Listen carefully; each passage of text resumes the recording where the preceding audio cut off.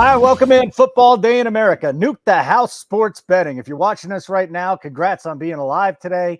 Make sure you hit the like button, subscribe to our YouTube channel, Nuke the house, and turn on your notifications. You're not happy to be alive today? Did you just say if you're watching the show right now, congrats on being alive today? Yeah, I mean, who knows what's going to happen the next day, buddy? That's true, I'm bro. just saying. Tomorrow is not guaranteed, my friend.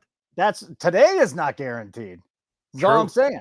Today's not guaranteed. So just enjoy it. We got 2 baseball games, but screw that. We're going to talk about Monday Night Football. We're going to talk about the Offensive Player of the Year. We're going to talk about a couple quarterbacks in the Thursday night game, and we're going to recap a whole bunch of stuff that we saw on Sunday. Holden, this is not how I wanted to start my show. You know what I mean? What's wrong? Baseball? No, look at the screen. This is not how I wanted to start. Jason, I thought I did something. I'm so trained to doing something wrong. This is not how I wanted to start my show. We'll talk about your Matt LaFleur. Let me write that down and add it to the notes. That rat bastard. We do have our live broadcast tonight. It's 8:15 Eastern time. We'll be joined by Gil Alexander from VSiN, beating the book. He's a terrific individual, and he's a really sharp bettor. So we'll have him come on the show, talk with us again, 8:15 tonight Eastern time. But let's get into tonight's game. Your New York Jets, Nueva York, Los Jets de Nueva York, Keg. I had a full, a half a gallon of chocolate milk, so I'm all hopped up on sugar right now. So I might be talking a little too fast, but here's the deal. The Bills, who were at one point in time 2.5-point favorites, are now just 1-point favorites. And the total is sitting at 41.5. It's going to be windy out there, and that is the biggest thing that affects teams and their offenses. Wind, and there will be a lot of gusts. With that being said, I do like the under here a little bit, Keg. Can we talk about the under 41.5, and then we'll get into the side? But what about this total with Josh Allen and the Bills offense kind of struggling? Cook plays, which they're expecting him to play. He's got a foot issue, which I'm always worried about with a running back, wide receiver. Those lower body injuries are the big issues. And we don't know if Khalil Shakir is going to be back either. But let's start with this, 41.5. What do you got? Yeah, I'm just checking right now to see what this total opened at. Me too, Pete. It stayed consistent. It's 41. Yeah. No movement. Yeah, I lean. I think I agree with you. I lean under. Jets are taking money, man. It's a tough game to call. Sharps are coming in on the New York Jets this weekend, and the only reason that I could think of is the fact that we just saw the Bills give up 200 yards on the ground against the Baltimore Ravens, so you can abuse them on the ground. Plus, we know the Jets defense currently first in yards per play allowed. Mm-hmm. They've been very solid. Combine that with the fact that, people usually factor in a bump to teams that are making a coaching change, at least in the very first game with the new head coach. And, Todd Downing, who is calling the plays now for the New York Jets offense. If we know anything about Downing and how he runs an offense, it's the fact that he builds everything off the running game. When he had Derrick Henry in Tennessee a couple of years back, he ran the football a ton. And I think he reinstalls the foundation of the offense being Breece Hall tonight, some Braylon Allen. So I don't hate your call on the under. I could see this game going under too. And, I'm concerned about the turf toe for Cook. I would like to see what the numbers pop on Ty Johnson, because I think he's going to get some run today. We'll see. I looked quickly. I didn't see any Johnson lines for him. But I'm going to lean the Bills, even though the Jets are taking money. I'm going to lean under, and we're probably going to try to attack the running game for the New York Jets tonight. For all of the excitement about Downing being the head coach, because Salah's not the head coach, and now Hackett gets demoted, Titans fans hate this guy. He was an awful offensive coordinator, but he had no quarterback to work with. Does he have any quarterback to work with now, though, with Aaron Rodgers? I mean, I put a stat in our Discord today. Mhm. Aaron Rodgers currently is his average air yards per attempt this year is 3.3 yards. He's only thrown the ball actually 30 yards in the air one time this year. Whoa. I just I I'm I think he's washed, Holden. I think he's cooked. And I think if they want to win this football game tonight, they really have to run the football and run the football a lot. It is the one facet of the offense that you can exploit that on the Buffalo Bills defense. So I think that's the way they have to go to win this game. And I think we're going to see a lot of Brees Hall tonight. Obviously, a revenge game for Ty Johnson. There's one prop up, 6.5 yards receiving. That's it. That's all we Nothing, get.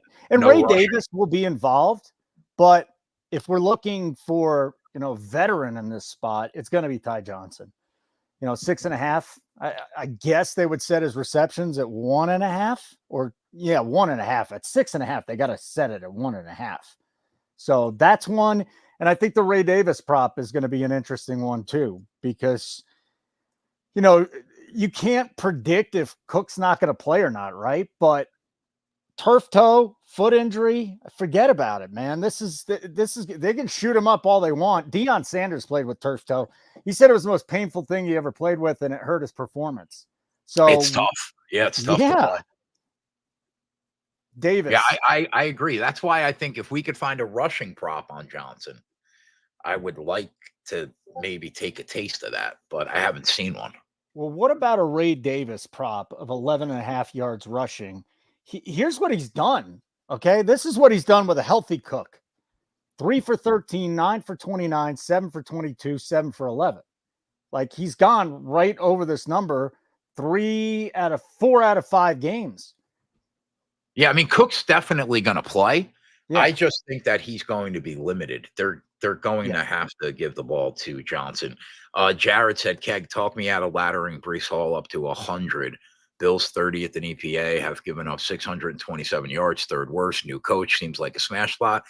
I'm not sure I could talk you out of that, Jared. I might be in a similar spot. I'm not sure yet, but that's kind of where I'm looking. I love the questions on tonight's game, so bring them in. Keep them coming here. Do the Jets get the old fired coach boost tonight?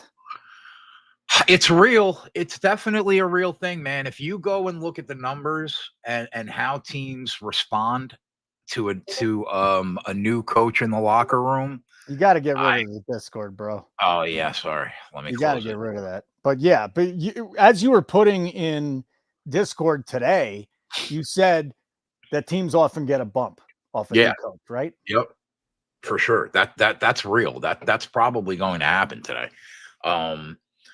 I don't know why the Sharps are just smashing the button on the New York Jets based on what they've seen, but I got an interesting stat on that. Also, we had a question about Garrett Wilson in the chat. Garrett Wilson's number at 365 opened at 61.5, dropped now to 58.5. Also on DraftKings, it dropped 3 yards. So people love betting overs on props, but the fact of the matter is that number's come down, Keg. That number's You're talking about down. Garrett Wilson? Garrett Wilson, yeah. I mean, the kid's been MIA for 5 out of 6 weeks this year. He showed up one week, right? And it was last week. So my guess is people are thinking the number is slightly inflated because he went bonkers last week. And they're hitting the under because they think, it's jumped the shark, which could be possible. I mean, there's no guarantee he's getting there tonight. That's for sure.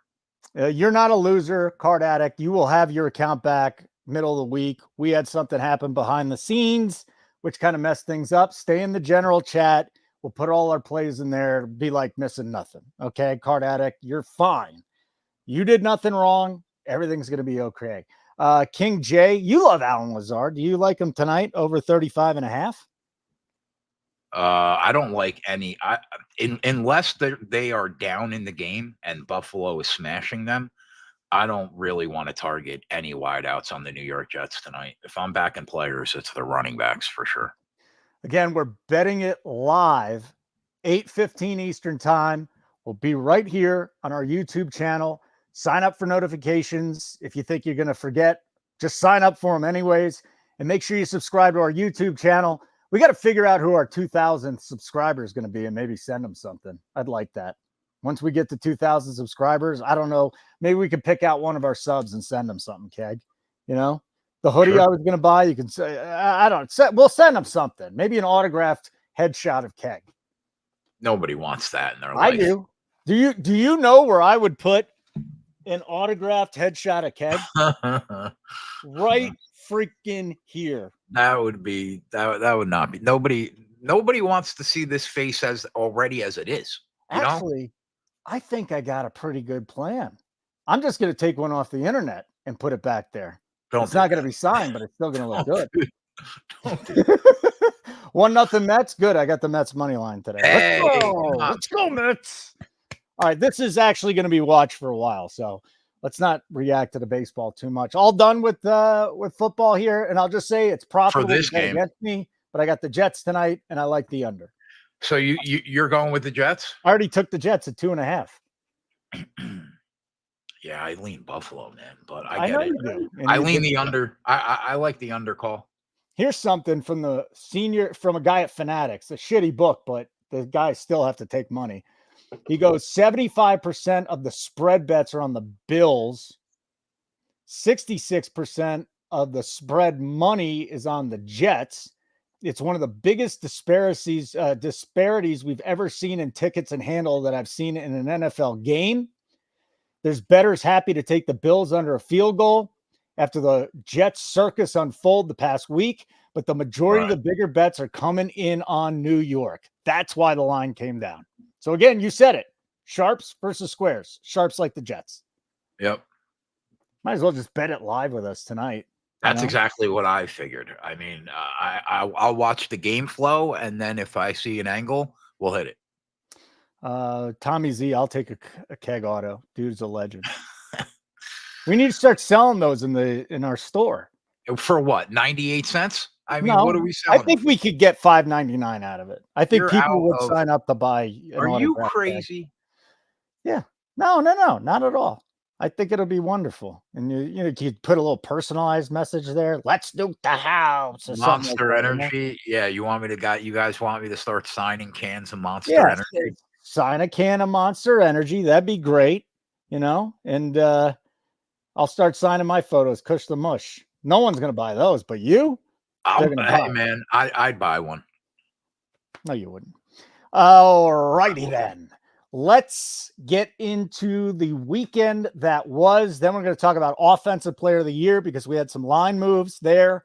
And we also have a thought or two on Thursday Night Football, Saints and Broncos, which if you thought last night was bad, that could match it, Keg. Saints Broncos could match it, dude.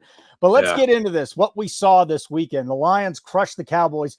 Huge loss for the Lions. Aiden Hutchinson out. I mean, Max Crosby, let's get him for 2 first-round picks. Yeah, that'd be great. And then if you could get both guys for next year, it'd be good. But to me, this was more than anything else about the Cowboys. They're just awful. Here's what they've done at home this year, okay? They've gone down 35-13 to the Packers. Or actually, no, 34-10 against the Packers last year in the playoffs. 35-13 to the Saints this year, 28-6 to the Ravens. And then they got blown out yesterday. They just can't do anything at home right now. They're getting in these big holes. I can't read into it. But as I say every year, this team's pretenders. They could get hot and still make a playoff run. But they got no running game. And when you can't run the ball and you're a one-dimensional team, that's not good for your offense, Keg. And you know what? I'm glad we didn't ladder CeeDee Lamb. Because in a blowout, 7 catches, something like 84 yards, he's just not there yet. He'll get there, but he's not there yet. Yeah, we made the right call getting off Lamb and going with Gibbs and Montgomery to nuke that game. So I agree. Listen, how does Mike McCarthy still have a job? Like Doug Peterson and Mike McCarthy should no longer be head coaches in the National Football League. Yesterday was a disgrace. I cannot believe he's still the head coach today. Like, I mean, I know the Jags have another game in London? Yeah. I mean, Doug Peterson can't possibly come back as the head coach, right? And on the flip side, McCarthy, how many more games are they going to get drubbed by 30? He's not getting And fired. I mean, why not? He's not. We saw what Jerry did with Jason Garrett, right? That guy had a job 10. I don't know how long he was there, but he shouldn't have hired him in the first place. But he went out last night and said, I'm not firing him. It's not. He got a little upset too. He got all fancy, full of Fanta. He did not like being asked the question. At this point, give me the clapper back. Give me Jason Garrett back, baby. No. I mean, come on. Honestly, McCarthy's about as bad, right? No. Yes, because they've gotten to the playoffs under McCarthy. Here's what McCarthy does. Is he a shitty in-game coach? Absolutely, 100%. But what he does is more off the field, in the locker room, where he doesn't let stuff spiral out of control. He gets guys to buy in. This is why the analytics guys will go, well, he's the worst in-game caller. He is bad. Nobody's denying that. Most coaches are bad. But what McCarthy does is he changes a culture. And analytics guys don't want to buy into that. I use both. I think he absolutely changed the culture there. In Dallas, they made a nice run last year. The Cowboys have trailed by 2 touchdowns plus at halftime in their last 4 home games. That's absurd. I just read to you the whole thing. Like they've just been getting shelled. That's absurd. Yeah, I mean, they're. Well, I mean, nothing is surprising though. When you and I were talking about the NFC East before the year started, we knew that this was Prescott's worst offensive line. We knew that he only had one legitimate weapon on the team. We knew that the defense took a step back. And then you go into the year, defenses, they're all banged up now. This team is not good. They're not good, and they're not good enough to win more football games, I think, at this point than they lose. So I guess you could give McCarthy a pass for that, but I can't, man. He's terrible. He shouldn't be the head coach. He sucks. Okay. And well, I can name a lot worse head coaches. And I guess, but the Dallas Cowboys are not a good football team right now. They're just not. You got a worse coach in New Orleans with Dennis Allen. Yes. Mayo's got to prove himself, but Drake May, outside of a couple of nice throws. How about the call on the over passing yards? It's one of the ones I got right yesterday. There's not many, but that was one of them. Peterson. He's got to go, right? Got to go. Hot garbage. Where else are we looking? I'll tell you what, Holden. What? Caleb Williams is starting to make that offensive rookie of the year award a little more interesting, my guy. Okay, so let's get into that then. Let's get into the offensive rookie of the year because things changed. Jaden Daniels was like by far and away the leader in the clubhouse. But after what Caleb did in London, and now he's starting to string together a couple of nice performances, he's down to plus 165. Jaden Daniels 195. And Malik Neighbors at 11-1. I've seen him at 14-1 around. I mean, if you really wanted to take a long shot, you just hope that Neighbors comes back and he keeps getting that volume. But Caleb Williams has looked just about as good as Jaden Daniels has. Now, I mean, the last 3 weeks he has, you're right. Yeah, 100%. The thing is, though, Daniels went for 269, 2 touchdowns, and a 110 passer rating. It kept bringing the Commanders back against the Ravens. Daniels is still the man. But this is a race now after what we've seen out of Caleb. Yeah, I mean, Caleb Williams went into that game. What was he? Plus 350 to be the offensive rookie of the year. And when he left the game, what is he now? 160? Do you listen to a damn word I say? Yeah, 160, you said. Yeah, I said 165. Very good. Right. So, yeah, a couple more weeks, and it could get real interesting. I mean, Jaden Daniels was 10-1 going into yesterday's game to be the MVP, which is comical. But, it's going to be a race. Caleb Williams, as long as that offensive line gives this kid a chance, he's playing well, man. So they just have to stay locked in on that offensive line.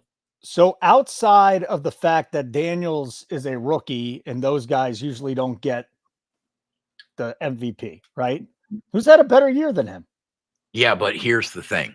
If CJ Stroud didn't get it last year, there is no way Jaden Daniels is going to win the MVP this year. I think this guy's getting a little more love than Stroud did last year. He really is. What he's done hasn't been more impressive than what Stroud did last year. I agree, but please tell me which quarterback. Sam Darnold? Is he going to keep this up? Maybe. If Sam Darnold is the front runner for the MVP, then Jaden Daniels might be worth a bet.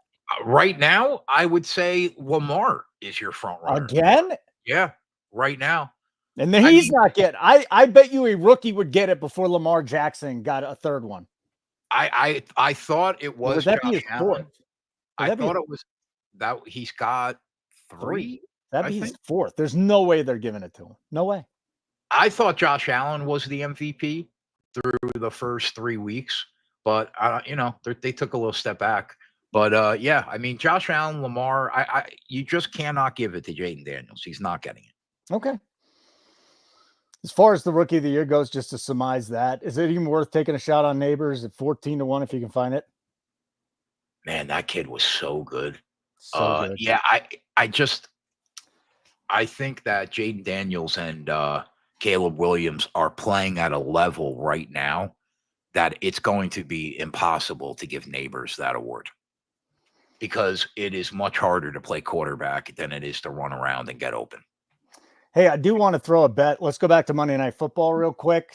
Your boy Stenberg, Conklin over 2.5 catches. Now he's not playing, right? He has been. I think that's why he put it up there. He has been the, I think the most reliable option. Actually, he's questionable. He still might play. He's been the most reliable option for Aaron Rodgers. The problem is, excuse me, we just don't know which direction Rodgers is going to go and this offense is going to go, right? Yeah. But he loves Conklin, man. I mean, for all the shit we gave Zach Wilson through 5 weeks, Holden, I believe that the New York Jets this year and last year have scored the exact amount of points to the point. You know what I mean? Like, at least you knew last year with Zach Wilson that Garrett Wilson was going to get the overwhelming target share for the New York Jets. Now with Rodgers, he spreads the ball a lot. He spreads it around, and it's the reason that Garrett only got over his number, I believe, one time this year through 5 weeks. So it's hard to lock in on these guys because he's spreading the ball around to where nobody's really getting to their number most weeks. So that's why I don't want to back Jets wideouts right now, or even a tight end. If you can't count on Garrett Wilson to get the ball, then you can't count on anybody to get the ball in that offense.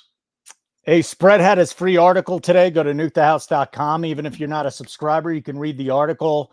He has a bet on tonight's game. So the free NFL article is up at nukethehouse.com. Want to remind everybody, hit the like button. We'd appreciate it. It'll give you good mojo, and get onto our subscription here at Nuke the House YouTube. I know I put that was an odd sentence. Go to Nuke the House on the YouTube. If you're not watching on YouTube and you're watching on X, come on over and then subscribe. And when there are 2,000 subscribers, we're going to pick somebody out and we're going to send them something. So that'll be nice. If I have to send them something myself, I will. You want to hear a dad joke? Too bad, because I'm going to give it to you. Because I need a segue into the next game. Which days are the strongest, Keg? Which days are the strongest?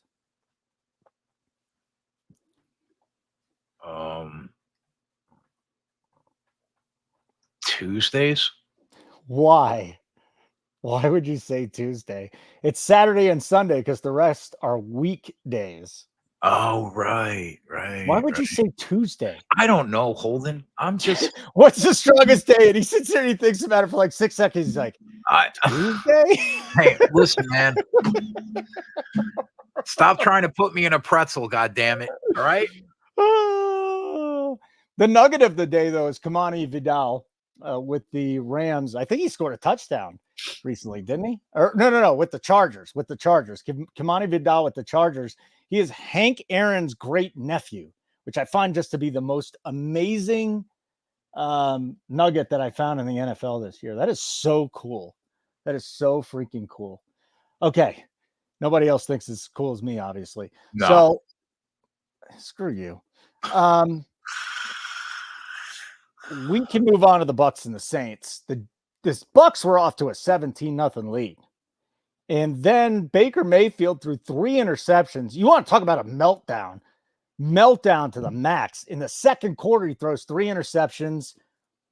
And the Saints, though, had massive tackling issues. And you had 2 backs in Tampa that went absolutely bananas. Godwin went nuts. Like, the Saints defense has been just horrible. And we talked about this after 2 weeks. Is this team really for real? Let's wait after 4 weeks. After 4 weeks, they didn't look good. And now they look really bad. Like, this defense is atrocious. And I'm not sure Spencer Rattler is going to be able to get the job done. Yeah, what a weird game. The Saints scored 27 points in the second quarter and did not score a point in any other quarter. Right? So it was weird. Like, the Bucks were up, they were rolling, and then within an 8-minute span, they were down when they were up 21-0. It was just a weird game. And then they end up boat racing them in the second half. They score 27 unanswered. I mean, yeah, the Saints defense isn't good, but Spencer Rattler was way better than I thought he was going to be. I know that they got rolled, but I mean, they did. He threw for 240 yards. He had 2 picks, but 22 for 40 is not bad. He took 5 sacks, which was unfortunate. He's got to get rid of the ball, I think, way faster. But yeah, I thought that he looked pretty good to have to step in against, Todd Bowles historically has destroyed rookie quarterbacks. Yeah. So I thought he held his own. But yeah, they have big problems on the defensive side of the ball, despite the 3 interceptions. Yeah, we were talking about the Saints. Might as well just real quick bring up Thursday Night Football because we got another stinker. It's the Broncos getting 1.5 on the road at New Orleans, 37.5. So you like Spencer Rattler. And I've watched a lot of Bo Nix, and Bo Nix has, like, the fourth quarter, he just arises after being horrible for 3 quarters. And we saw it with the Broncos on Sunday against the Chargers. Once Surtain went down, everything went to hell defensively. They just couldn't stop anything. And I would say that in his one start, Keg, Rattler looked better than I've seen the larger sample from Bo Nix. Bo Nix is just having growing pains. The Broncos are winning with defense, and without Surtain, that defense ain't any good. So talk to me about that game yesterday, because that was one of the games that I had no money on. Yeah. And I did not watch basically any of it because we were focused on so many other games. Yeah. What did you see in that game? I mean, I saw Surtain go down, and then that was it. Like, the Chargers went on to, put up another 10 points in the second quarter. The Broncos couldn't get out of their own way. They're turning the ball over. Nix was horribly inaccurate, and he picked up a touchdown. I think it was the fourth quarter. Cortland Sutton made one of the great catches you're ever going to see. Like, literally remarkable catch, but they couldn't run. They couldn't protect him. Nix made horrible decisions. I don't think he used his legs enough. When you're as inaccurate as he is, I think he should use their legs more. But I think the Broncos, they come into this game, it's all going to be about Surtain. Like, if Surtain plays, I can see the Broncos winning this game. If he doesn't, they're going to be in some trouble, man. They really will be, because he's, and I say this all the time, he is the most valuable defender to any team because he shuts down the opposing number 1 wide receiver. He's that good. He's by far and away, and there are some great corners in the league. Surtain is by far and away the best in the league, and he has been for a couple of years now. And when they don't have him, they're in a lot of trouble. Just looking at the box score, I mean, they scored every point in the fourth quarter when the Chargers were up 23-0. Yeah. So I assume that they hopped into the prevent and just let them score. I don't know about the prevent for the first score, but the second score, definitely. They just dropped back and they let things play out there. And then ultimately Peyton kicked the field goal to make it a 7-point game. And then he was hoping to get the onside kick. But again, this is Nick's MO. Garbage for 3 quarters, comes alive in the fourth quarter. And they're not going to be able to sustain that for a while, Keg. Yet here they sit at 3-3. Specifically because the defense is so good. Yeah. Well, again, He's Sertan's in concussion protocol, and he played one snap yesterday. Yeah. And we saw what happened to their defense. What's that line right now? The line is 1 New Orleans, 1 or 1.5. 37.5 total. Denver's on the road, right? Yeah. That game's going over. Sertan's not in. I really think the Saints score some points against him. Yeah. Yeah. That's how important he is to that team. You could be right. Yeah. All right. Let's keep moving on. Some other games from this weekend that Keg and I want to talk about. Texans, Patriots. So would you say that Stroud's taken a step back? Because this team's taken a step forward. They're 5-1. They got no Nico Collins. They got the Packers up next. You talk about a great game. 4-2 Packers, 5-1 Texans. The Texans, again, Stroud is turning the ball over a little bit more. I don't think he looks as sharp, but this team is sharper. They're 5-1, Keg. You can't poo-poo them with the Ravens and the Bills and whoever else you think is good in the West. So you know that coming into the year, I was very high on Houston. I think I had them rated 5th. Yeah, me in too. my PR. Mm-hmm. But despite them being 5-1, they've actually dropped in my PR because I don't disagree. Stroud does not look as good as he looked last year, in my opinion. But the defense is way better to me than it was last year. And yeah, I don't know. The Texans, they feel off, man. Like, I feel, despite the Lions struggling early the first couple weeks, I still feel like they're every bit as good as they were last year. But I don't feel that way about the Texans. Like, I know that they're going to win games, but I don't know. I feel like Stroud, not that he's taken a step back, but he hasn't taken a step forward to me. It's kind of like he's basically where he was. Do you remember how many picks he had last year? All season? 5. Right. You know how many he's got through 6 games? 4. How many? 4. Right. I mean, that was bound to regress, but 4 through this early season, he's just not as good. But now they got Mixon back, and Mixon, after a slow first quarter, really turned it on. So, or I don't even know it's the whole first quarter. He looked kind of slow, I would say, to start the game. He bounced back. But you're right, it's defensively, they're a lot better team. And they had a bad game against the Bills, that defense did. But if I remember correctly, didn't the Texans pull that game out? So yeah, they dropped the game to Minnesota where they got boat raced. Yeah. So again, I think their defense is better. They still got a terrific head coach. Stroud is not going to be, when it's all said and done, maybe as efficient or as perfect as he was last year, but he's still terrific. I'm not seeing right now the 300-yard games every week. I'm seeing turnovers. It's just not the same. A healthy Joe Mixon is going to help that offense become even better. So it's good to see him back in the fold. Just to let you know, if you don't know Mojo Nixon, you don't know what you're missing. Last game is not even going to be a game. I want to talk about, well, we could talk about it. Colts over the Titans. Joe Flacco. This is a wild stat I found today. 8th straight regular season game with at least 2 touchdown passes. He's tied with Jordan Love for the active streak. 2 or more touchdown passes in a game. Joe Flacco, folks. He even ran the ball the other day. That was nice to see. You know who Joe Flacco is? He's Flacco. the John Wayne of the NFL. That's who he is to me. John Wayne? Yeah. He's older than dirt, right? But he's just got that swag that he can get off the couch and just sling that ball and just get it done. The dude just gets it done. I'm a huge Joe Flacco guy. I wish he was my quarterback, to be honest.